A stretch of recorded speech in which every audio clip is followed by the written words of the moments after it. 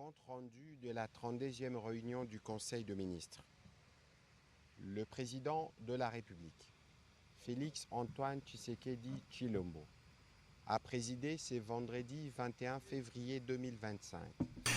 Ni Perezida wa Repubulika Felix Antoine Tshisekedi Tshilombo yayoboye inama ya 32 y'abaminisitiri kuri uyu wa gatanu tariki ya 21 Gashyantare 2025 mu biro bye. Ibiri ku murongo w'ibiganiro rero byari bitanu. Icya mbere bwa buri ubutumwa bwa Perezida wa Repubulika umukuru w'igihugu, icya kabiri byari ibikorwa by'amakuru, icya gatatu kwari ukwemeza ibyemezo by'inama y'abaminisitiri, icya kane kwari ugusuzuma no kwemeza dosiye, naho rero icya gatanu ryari isuzuma no kwemeza inyandiko.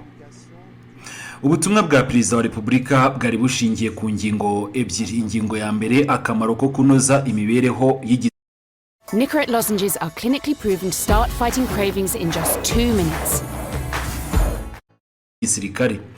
Perezida yagarutse ku bibazo bikomeye cyane by'umutekano igihugu kirimo byatewe n'ibitero twatangijweho n'igihugu cy'u Rwanda n'abafatanyabikorwa bacyo barimo rero umutwe w'iterabwoba wa M23. Yavuze ko iki kibazo gikomeje guhungabanya ubusugire bw'igihugu ndetse n'ubwigenge bwacyo, ariko nanone anashyira akadomo ku ngingo ivuga ko ibi bibazo bikomeje gushyira mu kaga abaturage b'igihugu cye akunda cyane, ikindi kandi ngo bigahungabanya uburambe bw'ubumwe n'ubwiyunge bw'abaturage ba Repubulika Iharanira Demokarasi ya Kongo. Perezida yashimiye ingabo z'igihugu zitanga umusaruro kuri ubu ngubu ku rugamba, kandi rero zikitanga nta kujenjeka mu kurinda igihugu, zirwanira amahoro n'umutekano, zigatanga ubuzima bwazo kugira ngo abaturage barusheho kuba mu mahoro.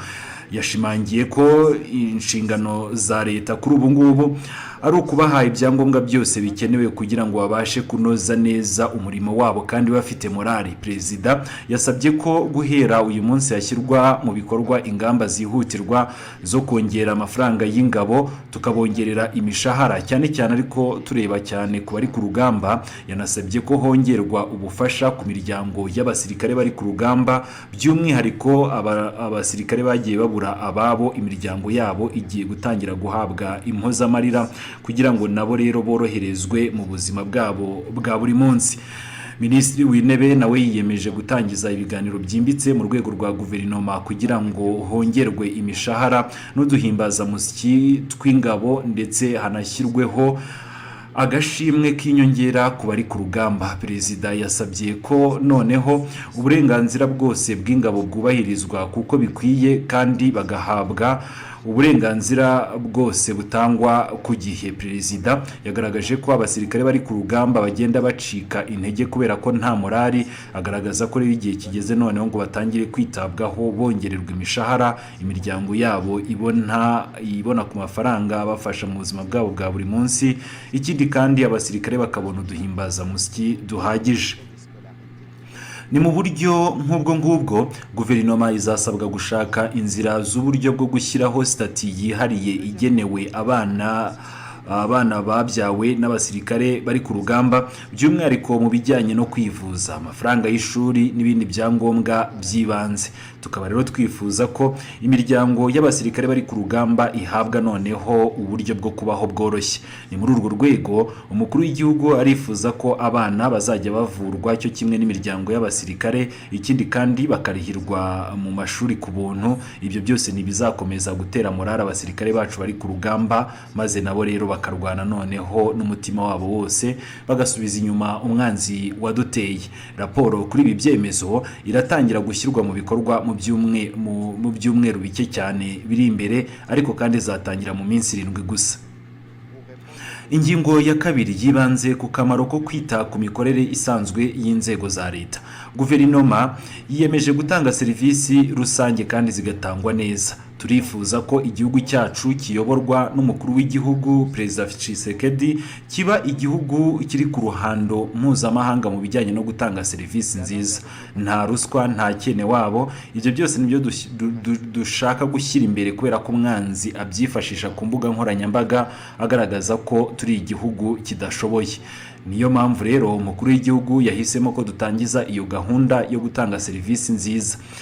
nubwo rero igihugu cyaba kiri mu bibazo nk'ibi ngibi, ibyo ntibizakuraho iyo gahunda. Ni inkingi y'ingenzi kandi y'icyerekezo cyiza ku banyekongo kuri ubu ngubu bari mu bibazo bikomeye cyane by'intambara twatangijweho. Ikindi kandi bizaba ishingiro ry'ubumwe n'ubwiyunge ndetse n'igihugu kiri ku ruhando mpuzamahanga mu bijyanye no gutanga serivisi. Ku bw'ibi rero perezida yashimangiye ko ari ingenzi ko abakozi ba leta bose bagira uruhare muri iyo mirimo yabo, kandi rero serivisi z'ibanze zigakomeza gutangwa mu buryo bunoze kandi buciye mu mucyo, cyane cyane izijyanye n'ubucuruzi, ubuvuzi, uburezi ndetse n'ingufu. Nyakubahwa perezida yagaragaje ko binyuze mu bikorwa bya buri munsi tugomba kwemeza ko leta ya Kongo izakomeza gukora neza nta nkomyi kugira ngo rero habeho igisubizo ku bibazo by'abaturage. Perezida yasabye abagize guverinoma gukaza imbaraga ndetse no guhuza uburyo bwo gukora muri ibi bihe turimo by'intambara, ariko nanone bakibanda cyane no kubahiriza amasezerano mpuzamahanga igihugu cyagiye gisinya, kuko rero ari ryo shingiro ry'icyubahiro cyacu ku ruhando mpuzamahanga nka Repubulika Iharanira Demokarasi ya Kongo. Yanasabye ko ibiganiro n'abafatanyabikorwa mpuzamahanga bikomeza kugira ngo inkunga n'abafatanyabikorwa zikomeze kuboneka. Kuva ubwo rero perezida wa Repubulika yasabye guverinoma gukangurira abakozi ba leta kugira uruhare rufatika mu gukomeza gutanga serivisi z'ingenzi, kabone n'iyo igihugu cyaba kiri mu bibazo bikomeye cyane nk'ibi turimo. Discipline n'umurava nabyo bigomba kuranga abakozi bacu, yaba bo mu nzego z'umutekano n'izisanzwe nk'uko yabishimangiye. Umukuru w'igihugu yagaragaje ko umwanzi yifashisha abo basirikare batagira discipline cyangwa abakozi mu kugaragaza ko nta bushobozi dufite. Ibyo kandi nibyo bica intege ingabo zacu ziri ku rugamba. Niyo mpamvu rero yasabye ko discipline kuri ubu ngubu yongera kwibandwaho, haba mu nzego za gisirikare n'izindi zose. Ni nyuma y'ubutumwa bwa perezida wa Repubulika, Minisitiri w'Intebe yagarutse ku ngingo zimwe na zimwe zirimo rero nko kongera kwitaba inama ya 38 y'abakuru b'ibihugu na za guverinoma y'umuryango wa Afurika yunze ubumwe ndetse n'inteko y'igihumbi na 261 y'inama y'amahoro y'umutekano w'umuryango wa Afurika yunze ubumwe yabereye Addis Abeba ku 14 kugeza ku ya 16 Gashyantare 2025, aho rero yari ahagarariye perezida wa Repubulika icyo gihe wari mu Budage. Yatangaje ko azahagararira kandi perezida wa Repubulika mu nama ya 58 y'abakuru b'ibihugu igamije kwiga ku burenganzira bwa muntu mu muryango w'abibumbye. Ni mu buryo bumwe Minisitiri w'Intebe yashimiye rwose Minisitiri w'uburenganzira bwa muntu, Minisitiri ushinzwe itangazamakuru hamwe n'itsinda ryose rya guverinoma ryagize uruhare mu kubona umwanzuro wa Loni usaba rwose gukingira uburenganzira bwa muntu muri Repubulika Iharanira Demokarasi ya Kongo, wamaganye mu buryo bweruye u Rwanda ndetse ukanasaba gutangizwa k'ubutumwa bwihariye bugamije gushaka ibimenyetso bishya ku byakozwe na leta y'igihugu cy'u Rwanda ku butaka bwacu. Yanagarutse rero ku ngingo zijyanye n'ubutabera, by'umwihariko urubanza rwaherutse gutangarizwa Arusha, aho Repubulika Iharanira Demokarasi ya Kongo irega mu rukiko nyafurika rw'uburenganzira bwa muntu